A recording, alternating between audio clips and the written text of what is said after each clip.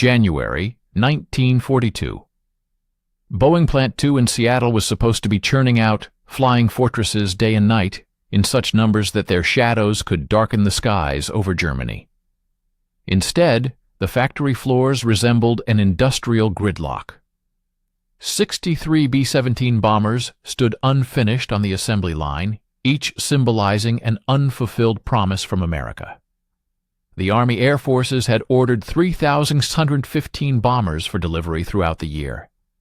Boeing delivered 9, just 9. Have you ever faced a challenge so intricate it seemed designed to break you? Felt like you were doing everything right, yet the outcome remained elusive. We've been there too, at that point where all efforts seem futile. But it's precisely then that the most ingenious solutions are born. In this video, we'll uncover the incredible story of how Boeing engineers solved a problem that threatened to derail the entire American war effort. And you'll learn how the principles of their solution apply to your own seemingly intractable challenges. You might be surprised, but the key to success wasn't in adding more resources. It was in radically rethinking a process that seemed unchangeable. Forget everything you've been taught about more resources, faster results, because sometimes the truth lies in a completely different approach. General Henry Hap Arnold, commanding general of the Army Air Forces, wasn't just disappointed. He was furious. In a heated meeting with Boeing executives on January 15th, Arnold made it crystal clear: without bombers, there would be no strategic bombing campaign.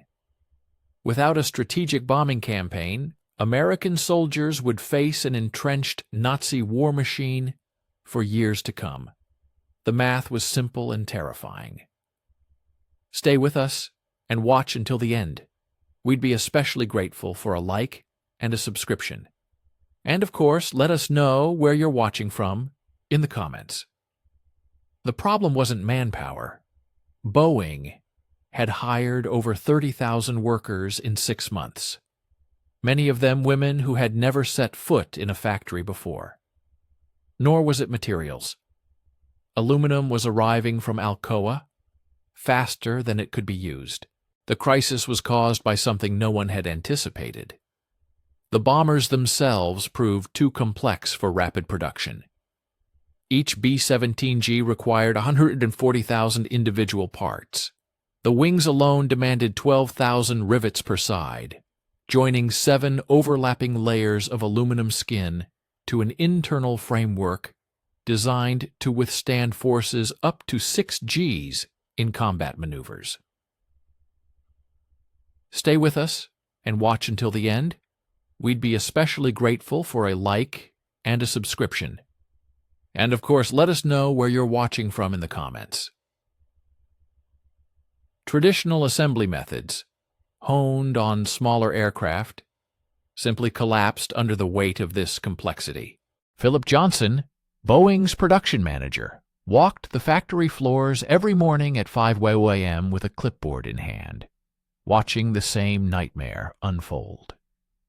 At Wing Assembly Station 4, 17 workers crowded around a single wing section.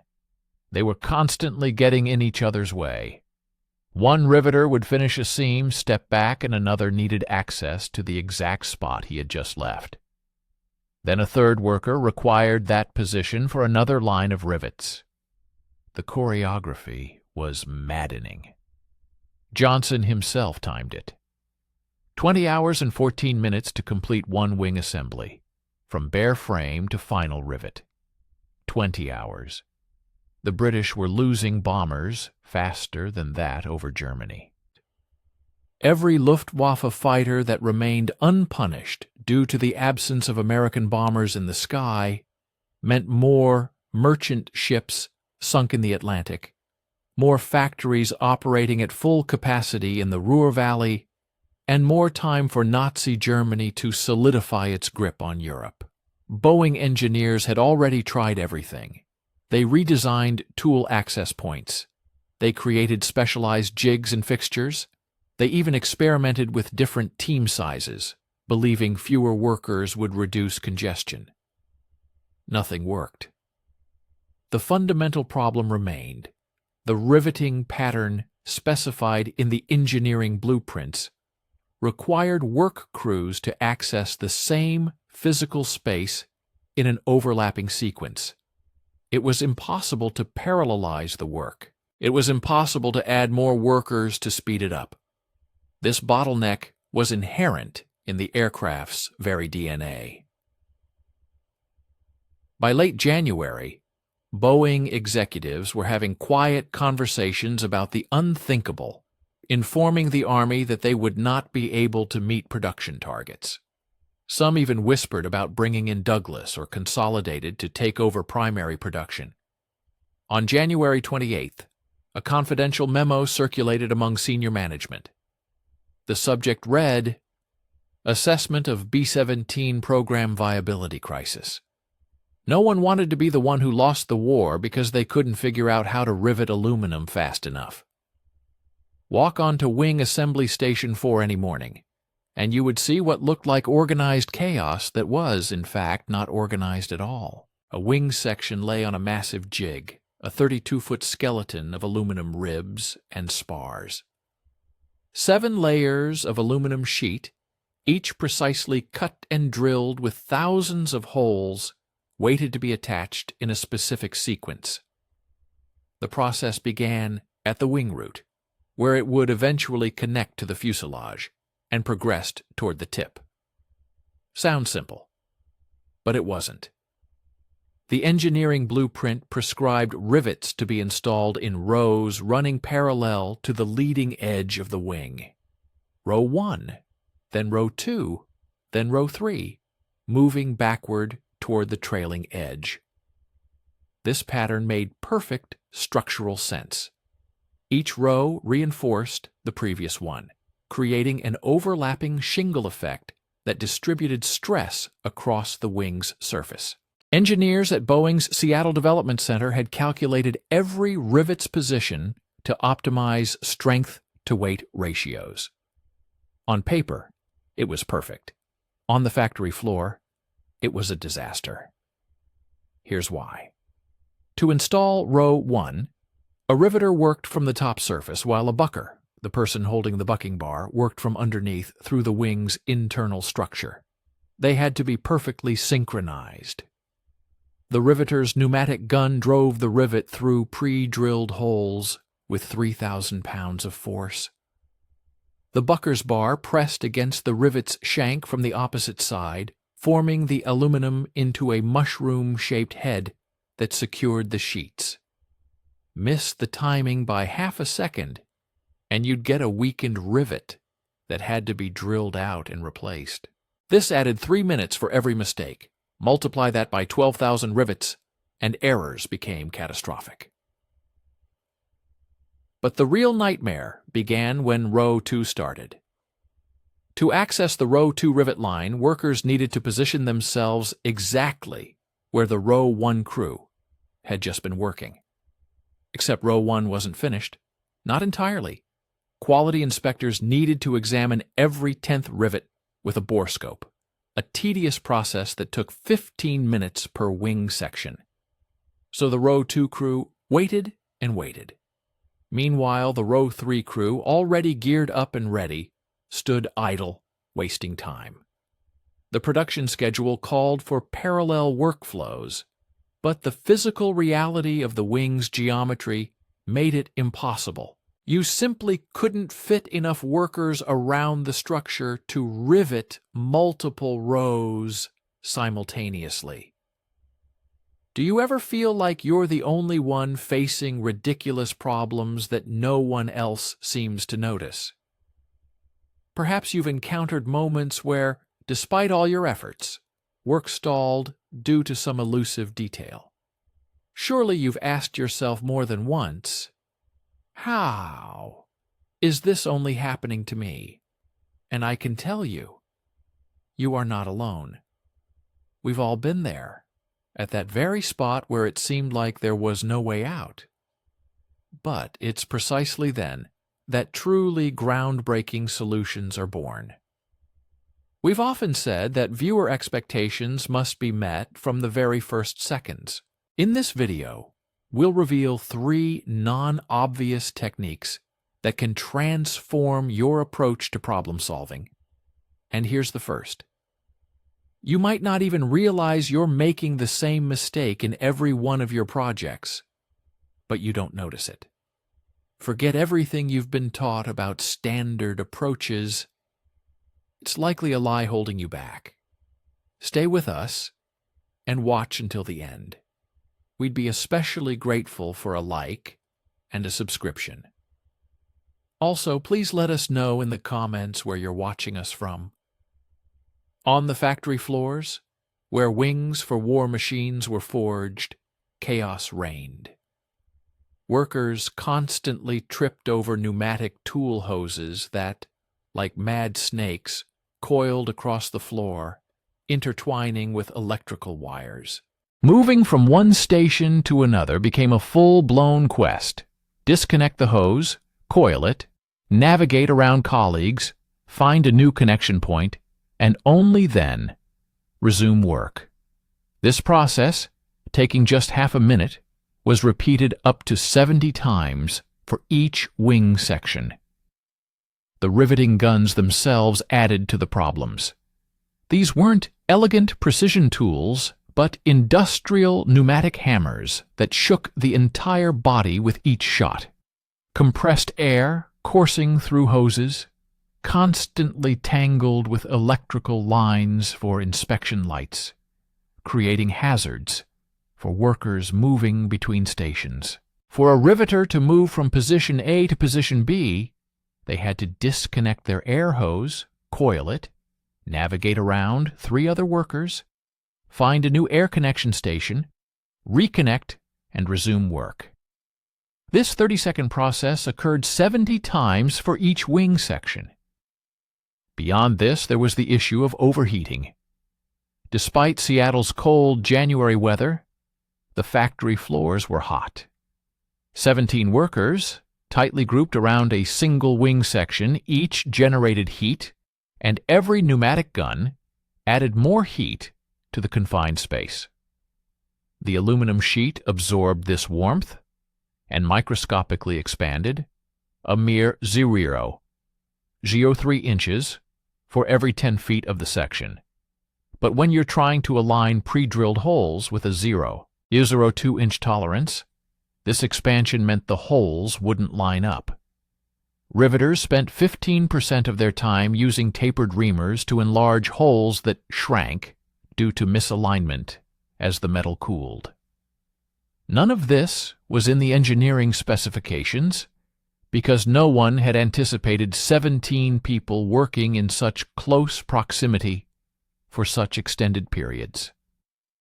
Frank Szymanowski didn't look like a man who would change the course of a war. He was 31 years old, 5 feet 7 inches tall, and his hands were permanently stained with aluminum dust and lubricating oil. Before Pearl Harbor, he worked at a Chrysler plant in Detroit, installing door panels on Windsor sedans. Repetitive, monotonous work, the kind where his hands knew what to do before his brain had time to catch up. When Boeing started hiring in late 1941, Frank moved his wife and 2 daughters to Seattle, rented a room in a boarding house near the plant, and joined the night shift at Wing Assembly Station 4. He started work at 4:00 p.m. and finished at midnight, 5 days a week, sometimes 6 when production quotas demanded it. What set Frank apart wasn't his riveting skill. Dozens of workers could match his speed and accuracy. What distinguished him was that Frank couldn't stop observing the entire process. Most riveters focused on their immediate task: align the gun, pull the trigger, move to the next rivet, repeat 400 times a shift. Frank saw the whole ballet. He noticed that Jenkins, working on row 3, always waited for Patterson to finish row 2. He noticed that Patterson always waited for quality control to approve row 1. He noticed that this sequence created a cascade of delays that geometrically increased as they progressed across the wing's surface. On February 4th, during his midnight break, Frank sat on an overturned parts crate, eating a bologna sandwich, and watching a completed wing section being moved to final assembly. Something about it bothered him. The riveting pattern looked perfect from a structural standpoint. Each row overlapped the previous one, creating that shingle effect the engineers loved so much. But Frank kept thinking about his old job at Chrysler. When they installed door panels, they didn't start at one edge and move across the entire surface. They started at 4 corners simultaneously and moved towards the center. Why? Because it allowed 4 workers to work in parallel without getting in each other's way. The geometry of the door panel made parallel work possible. He looked again at the wing diagram posted on the station's bulletin board. The rivet pattern ran in straight lines from the leading edge to the trailing edge, parallel rows marching across the wing's surface. But the wing itself wasn't a flat rectangle. It was a complex 3-dimensional structure, with depth, with internal ribs creating separate chambers, with access points at specific locations. What if the riveting sequence followed the wing's actual geometry instead of treating it as a flat sheet? What if you started at multiple points simultaneously, points chosen because they provided workers with maximum physical access without overlap? Frank grabbed a pencil and began sketching on the back of his time card. Instead of straight rows, he drew a pattern that looked almost random. Rivets clustered around structural ribs where access was easiest. Then diverging lines connected these clusters, following the natural contours of the wing's internal structure. It looked wrong. It seemed like someone had spilled rivets onto the blueprint and decided to leave them where they fell. But as Frank traced the pattern with his finger, he realized something important. 5 workers could be engaged in riveting simultaneously, and none of them would occupy the same physical space. Worker 1 could be at the wing root inside the main spar chamber. Worker 2 could work in the midsection of the wing, accessing through an inspection panel. Worker 3 could work along the trailing edge, which was shallow enough for top-down riveting without support. They would never intersect. The structural implications worried him. The engineering blueprint specified that parallel row pattern for a reason. Load distribution, stress concentration. Terms Frank only half understood. But he kept thinking about something else he had noticed. Rivet failures almost never occurred where 2 rows met. They happened at transition points, where the wing skin changed thickness, or where cutouts for fuel tanks interrupted the pattern. The rows themselves weren't magical. They were just one way to distribute fasteners across a surface. Perhaps not the only way. Frank knew what would happen if he approached a production supervisor with his sketch. They would smile politely, tell him that engineers had spent months calculating these rivet positions, and send him back to his station. The hierarchy at Boeing Plant 2 was rigid. Engineers designed, supervisors managed, workers assembled. No one expected innovation from a guy whose job title was Riveter, Second Class. Stay with us and watch until the end. We'd be especially grateful for a like and a subscription. And of course, let us know where you're watching from in the comments. Have you ever wondered if perfect solutions on paper can fail in real life? That sometimes by following all the rules, we lose far more than we gain? And what if the most incredible breakthrough is born out of desperation and against everything you've been taught?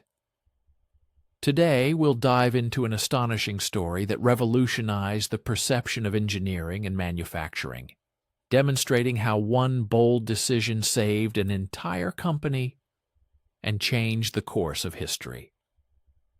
Prepare to discover how a seemingly absurd idea, defying all laws of physics, proved to be the key to unprecedented efficiency.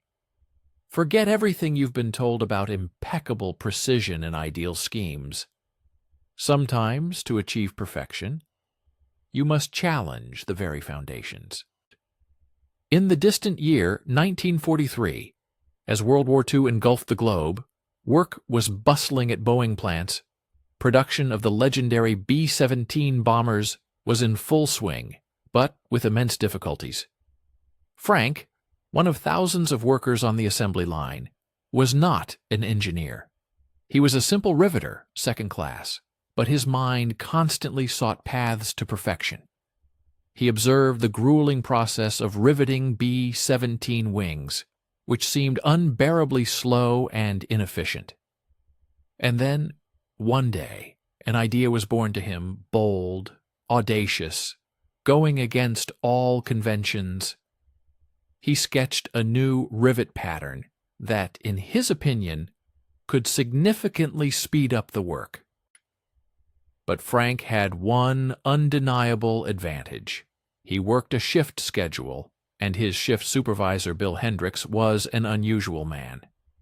Hendricks himself had started as a sheet metal worker before becoming a supervisor in 1940. He genuinely listened to the shop floor workers, which, depending on opinion, made him either remarkably progressive or dangerously naive. On February 11th, at 8 in the evening during his shift, Frank caught Hendricks and showed him his sketch. Hendricks studied the drawing long and carefully. Then he uttered something Frank hadn't expected at all. "This violates every principle of structural load used by Boeing. You understand that, don't you?" Frank nodded. He knew, or at least he suspected. Stay with us and watch until the end, as this story is full of unexpected twists. We'd be especially grateful for a like and a subscription. And of course, please let us know in the comments where you're watching this video from. We're very interested to know our geography. Hendricks continued. "The parallel pattern of the rivet rows is no accident. When a wing flexes under load, stress concentrates along predictable lines. The rivet rows are positioned perpendicular to these lines of stress."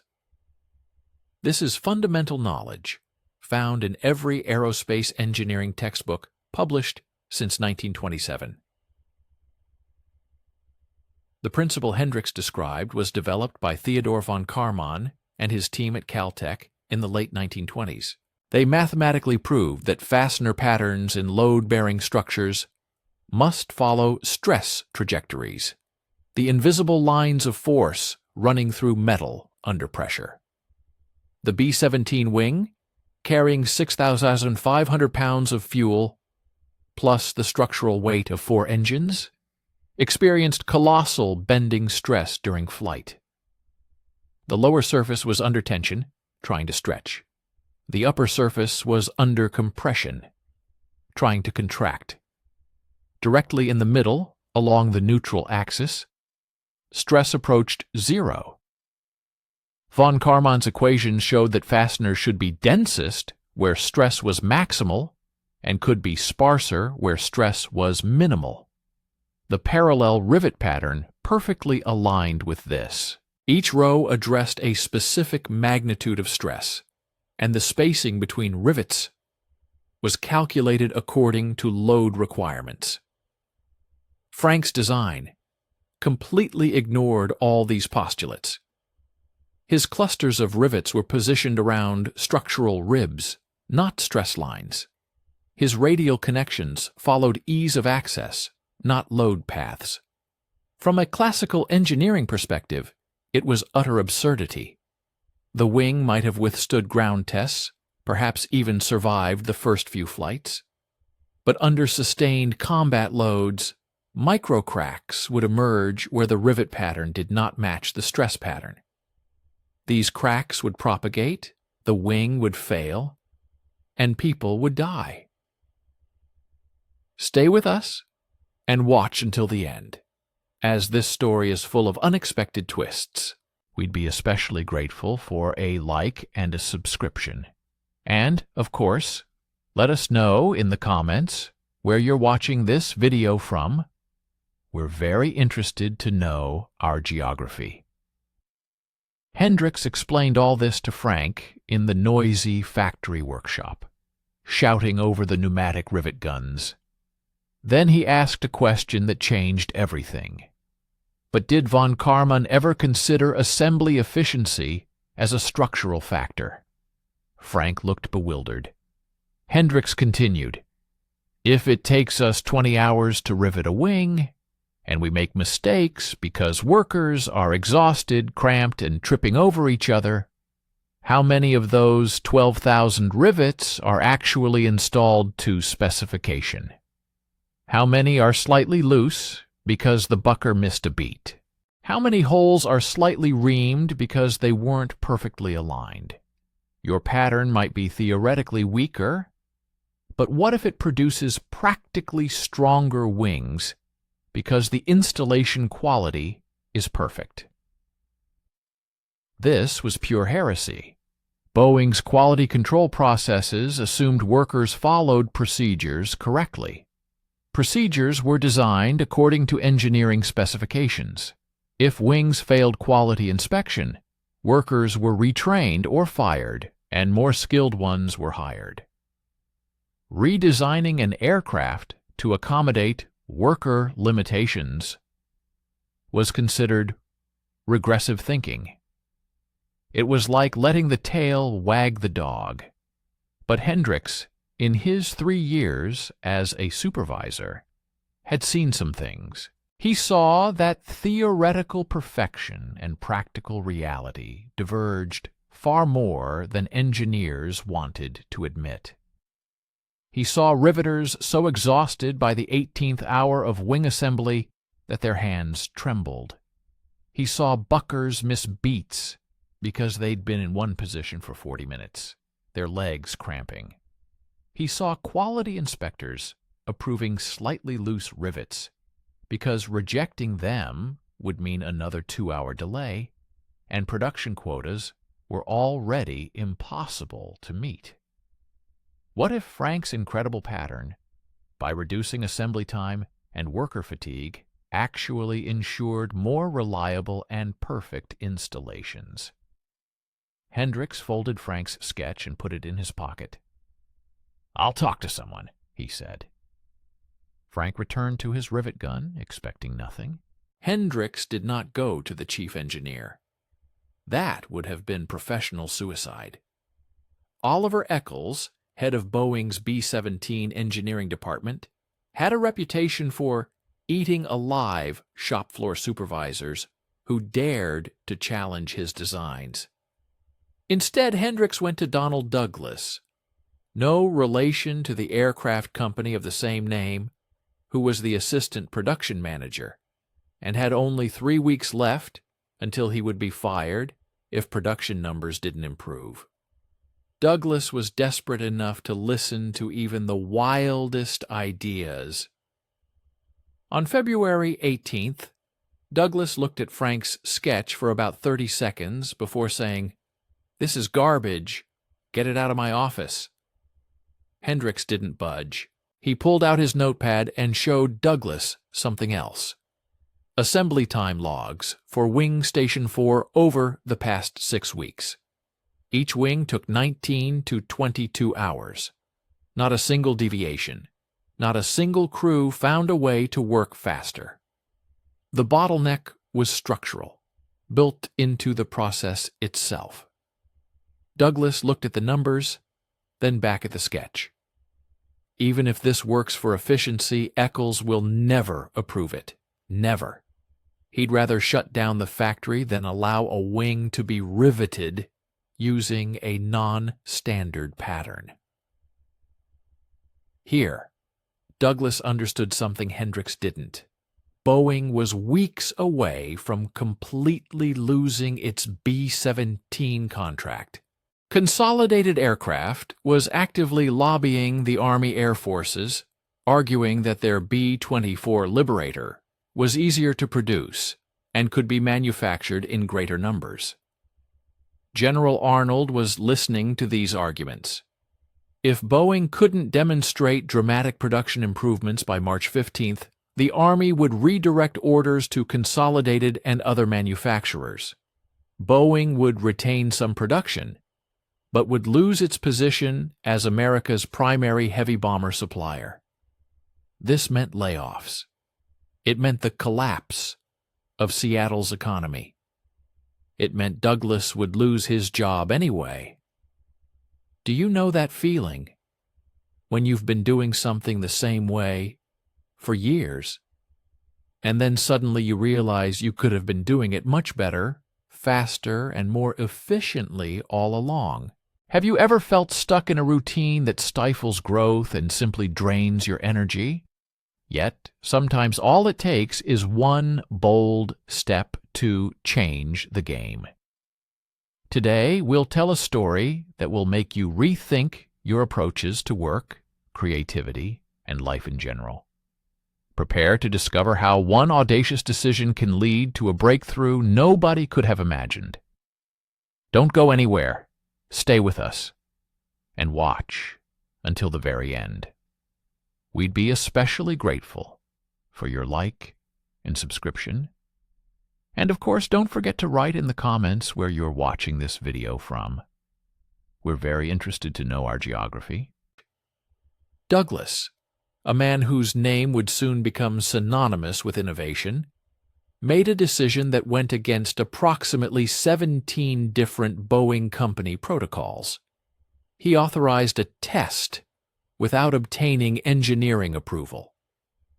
Such a move couldn't be made during the day shift when upper management roamed the factory floor.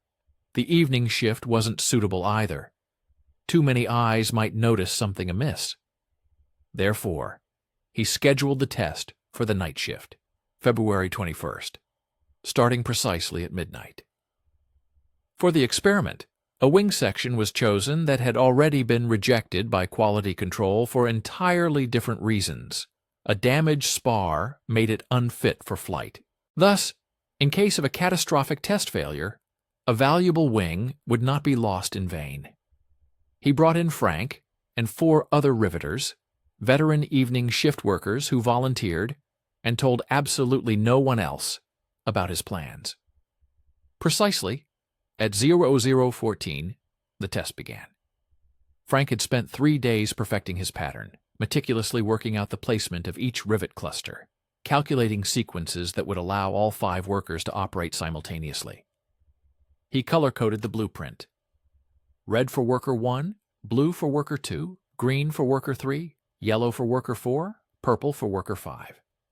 Each color designated a physical zone that did not overlap with any other color-coded zone. The workers could literally rivet simultaneously, without coordinating their actions, without waiting for each other, without getting in each other's way. From the outside, it looked insane. Traditional riveting had its rhythm, its sequential logic. What was happening here resembled controlled chaos. One worker was inside the main spar cavity. Another worked beneath the trailing edge. A third toiled above, at the leading edge. They didn't follow rows. They followed clusters. And these clusters seemed chaotically scattered. Douglas stood 30 feet away, stopwatch in hand, continuously smoking Lucky Strikes. Hendricks stood beside him, silent. Every 15 minutes, Douglas checked his watch and recorded the time.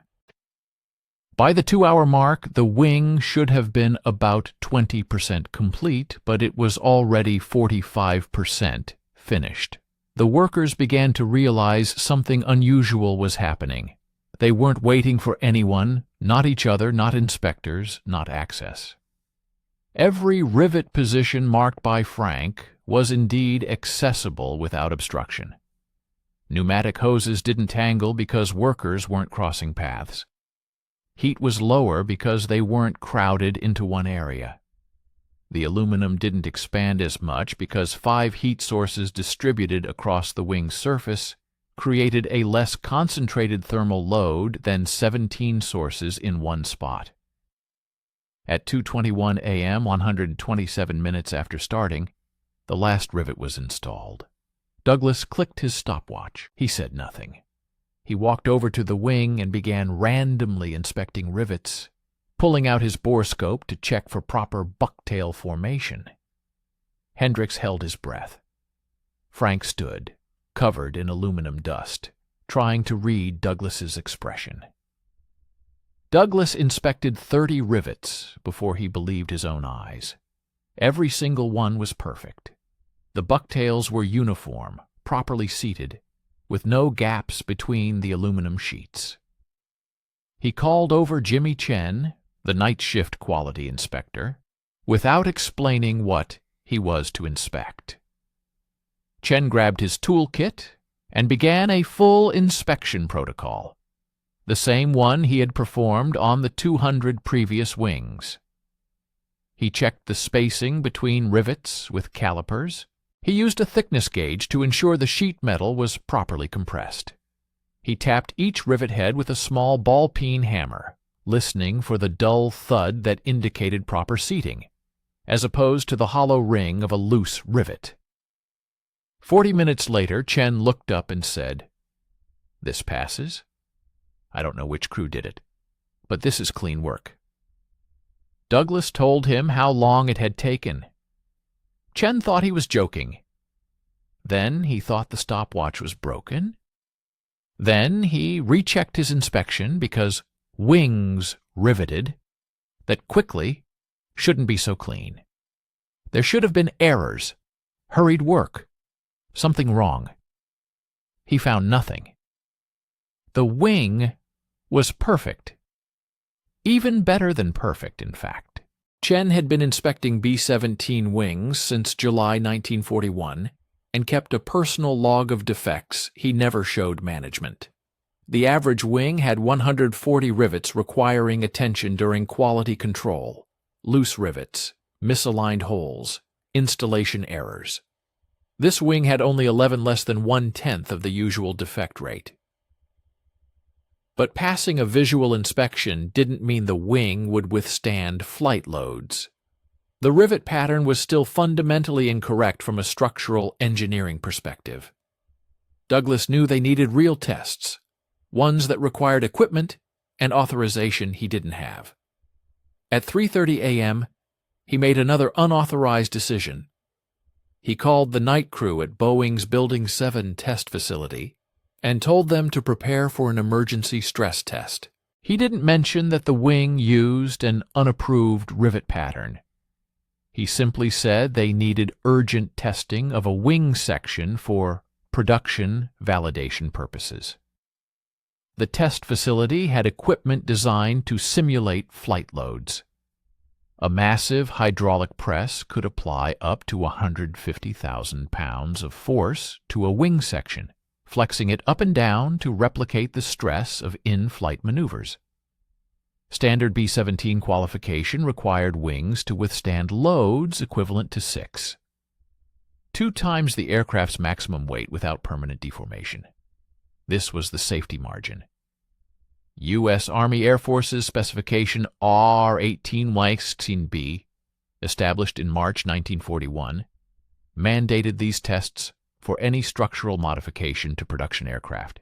Douglas was about to test a wing that violated R-18-16B in every conceivable way, using a facility not intended for non-standard tests, at 4 a.m. when no one was watching. At 4:15 a.m., the wing section was secured in the test frame. The hydraulic press engaged, applying upward pressure that flexed the wingtip toward the sky. Douglas watched the strain gauges. At a load equivalent to 1G, the wing flexed normally. At 3G, still normal. At 6G, the deflection precisely matched specification. At 6.2G, the qualification threshold, the wing held. No creaking, no popping rivets, no fatigue cracks forming in the aluminum skin. Douglas told the operator to continue. Imagine you're working on a project, pouring all your knowledge and effort into it, but the result is always just satisfactory, never exceeding expectations. What if I told you there's a hidden principle capable of magnifying any endeavor you undertake, a principle that remained unnoticed for decades, until one day it revolutionized an entire industry? We often think we know how things work, following proven methods, but sometimes it's precisely the abandonment of these templates that opens the path to the incredible. Today we'll delve into a story that will prove what seems right isn't always the most effective, and sometimes the most powerful solution lies where no one is looking. In this narrative, we will reveal how a seemingly minor change in the B-17 bomber wing design not only improved its strength, but also fundamentally altered the course of World War II, increasing aircraft production tenfold. And here's the first paradox. The tests, which were supposed to push the wing to its breaking point, instead revealed something astonishing. At a load of 7 Gs, the wing maintained its structural integrity, as if oblivious to the monstrous pressure. When the load reached 8G, individual rivets at the wing root, the area where maximum forces are concentrated and where the first point of failure is usually expected, began to show signs of stress. This was predictable. However, at the 8.4G mark, the test was halted. Not because the wing failed, no. The reason was that the engineers overseeing the test were seized with horror. They feared damaging the expensive testing equipment. The hydraulic pressure was released. And then something extraordinary happened. The wing returned to its original position, showing not the slightest deformation. None. Absolutely none. Normally, after such a colossal overload, even a perfectly designed wing would exhibit microscopic residual deformations. This wing, however, behaved as if it had only been loaded up to 5G. Stay with us and watch until the end to discover how this mystery was solved and how it impacted world history. We'd be especially grateful for a like and a subscription. And, of course, let us know in the comments where you're watching from. We're very interested to know our geography. Engineer Chen, following protocol, conducted another thorough inspection, examining every rivet that had been subjected to maximum load. Not one had loosened. Not one showed signs of microscopic slippage. The wing, against all calculations, proved to be stronger than any others assembled according to standard blueprints. Douglas stood there at 5:47 a.m., trying to comprehend what he had witnessed. The answer came from Frank. His seemingly chaotic rivet pattern actually positioned clusters around the main load-bearing ribs, the primary structural elements of the wing. By concentrating fasteners where the structure was strongest, Frank, as if by intuition, created a pattern that didn't oppose the natural load distribution paths, but rather reinforced them. The radial connections between these clusters acted as secondary stress distributors, diverting loads away from potentially weak points. This was no accident. It was an organic solution, perfectly aligned with how forces actually propagated through the structure, rather than how engineers assumed they flowed. By 6 o'clock on February 21st, Douglas realized he needed to immediately convey this discovery to someone with enough authority for full-scale implementation, not to Eccles, who, by his principles, would inevitably squash the initiative. Without delay, he went to James Murray, Boeing's vice president of manufacturing operations, waking him at his Laurelhurst home. Murray arrived at the factory by 7:15 a.m., still in his casual clothes, and demanded to see everything: test data, inspection reports, time logs. He watched Douglas's hands tremble as he explained they had taken these actions without proper authorization. Murray's face remained impassive, betraying no emotion.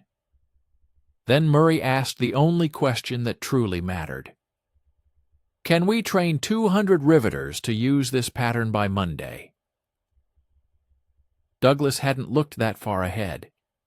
He had been entirely absorbed in proving the concept's viability, and hadn't considered scaling it. Murray, however, was already doing the math in his head. If assembling one wing was reduced from 20 to 2 hours, and Boeing had 42 wing assembly stations, this meant a potential tenfold increase in wing production without hiring a single additional worker. Wings were the bottleneck of the entire production chain. Fuselages were assembled faster than they could be joined to wings.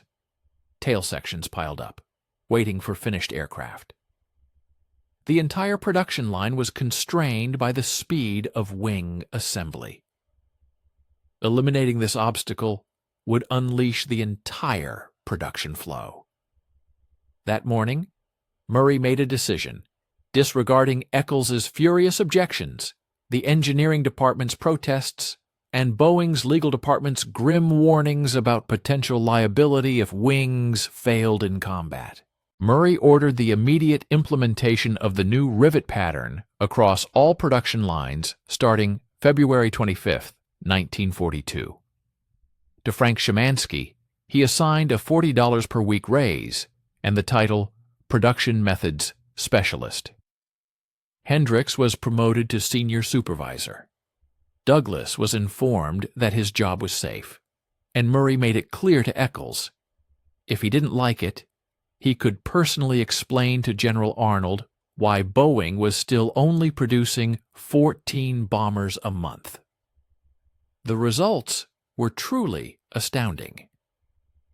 In March 1942, Boeing's Seattle plant produced 47 B-17 bombers. In April, that number doubled to 91 aircraft. By June, production had risen to 186 planes. But the real explosion occurred in July, when all 42 wing assembly stations were fully converted to Frank's scheme, and workers had perfected the new sequence of operations. July's output, 284 B-17s. August, 319. September, 362 bombers rolled off the assembly line in a single month. This surpassed the entire annual production of 1941. The impact on the air war was immediate and devastating for the Luftwaffe. In October 1942, the 8th Air Force conducted its first raid, involving over 100 bombers, striking industrial targets in Lille, France. The Luftwaffe was initially designed for defensive combat against raids of 20 or 30 bombers. They could encircle such formations, pick off stragglers, making each mission so costly that its continuation became impractical. But 100 bombers. The defensive fire from that many B-17s created overlapping zones of destruction that made fighter attacks tantamount to suicide. German pilots nicknamed it the Wall of Lead. They were losing 3 fighters to shoot down 1 bomber, and the American planes just kept coming. By January 1943, the 8th Air Force was already flying missions with 300 bombers. By summer, their numbers reached 500. Each of these aircraft, instead of 20 hours of riveting, required only 2. Each carried 4,000 pounds of bombs, penetrating deep into Germany. to distances Hitler had deemed impossible. The Schweinfurt-Regensburg missions in August 1943, raids that crippled German ball bearing production, required 376 B-17s. Without Frank's unique method, Boeing simply would not have been able to produce that many bombers by August 1943. The entire strategic bombing campaign, this colossal operation that diverted German fighters from the Eastern Front and drew the Luftwaffe into an unbearable war of attrition, depended entirely on Boeing's ability to literally flood the skies with flying fortresses. And Boeing's Seattle plant was not the only facility to adopt Frank's scheme. By April 1943, Boeing Wichita, Douglas Long Beach, and Lockheed Vega had all implemented their variations of this revolutionary method. Total production across all these facilities reached 512 heavy bombers in a single month. The Germans were producing 1,000 fighters monthly to counter them, but it no longer mattered. You cannot win an air war when the enemy builds bombers faster than you can shoot them down. Frank Szymanski never achieved global fame. In July 1943, he received a commendation from the War Production Board, a certificate signed by a man he'd never met, which hung in his daughter's bedroom until she moved in 1959. Boeing gave him that raise and the impressive title. However, after the war ended, during the 1946 workforce reduction, production method specialist positions were quietly eliminated. Frank returned to Detroit, worked at the Ford plant for 23 years, and passed away in 1971, never knowing that his humble riveting method had fundamentally changed the entire paradigm of aircraft manufacturing. Imagine this. You've spent years honing your craft, studying complex formulas and engineering principles. You're confident your project is perfect, flawless on paper. But when it comes to implementation, everything goes wrong. Sound familiar? This situation is not uncommon, and it's agonizingly familiar to many who have encountered the gap between theory and practice. We've been through it ourselves until we realized that the key to success lies not only in academic knowledge, but in something much more grounded. Today, we'll reveal the secret that allowed one of the largest corporations to forever change its approach to manufacturing, significantly accelerating the process and improving quality. You make this mistake in every project, but don't notice it until you face real problems. Forget everything you've been taught about perfect schemes. They often prove false when it comes to actual work. So in this video, we'll share 3 techniques that will make your approach to any project more effective. And here's the first. The ask the doer first principle. It's what revolutionized the world of aviation.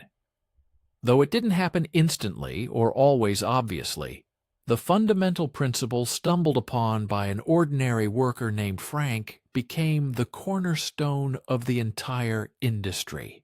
His discovery, seemingly incredibly simple, radically changed how complex machines like aircraft should be constructed. In 1947, when Boeing engineers began developing the B-17 Stratjet, their first swept-wing jet bomber, they no longer started with abstract riveting patterns. Instead, they first consulted with assembly line workers, discussing ease of access to components and optimizing the workflow.